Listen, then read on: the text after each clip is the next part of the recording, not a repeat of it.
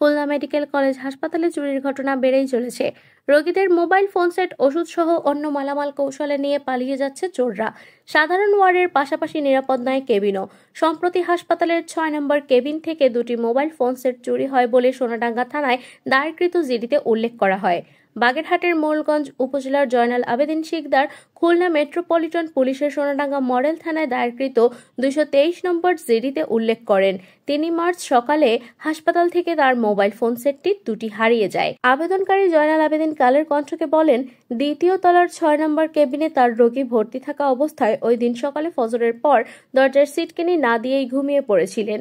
এ সময় চোর কেবিনে ঢুকে 2টি অ্যান্ড্রয়েড এবং একটি বাটন ফোন সেট চুরি করে নিয়ে যায়। এছাড়া বিভিন্ন ওয়ার্ডের রোগীর ভিজিটরের ছদ্মবেশে ভেতরে ঢুকে তাদের মোবাইল ফোন সেট, টাকা পয়সা, ওষুধপত্র চুরির ঘটনা ঘটেছে অহরহ।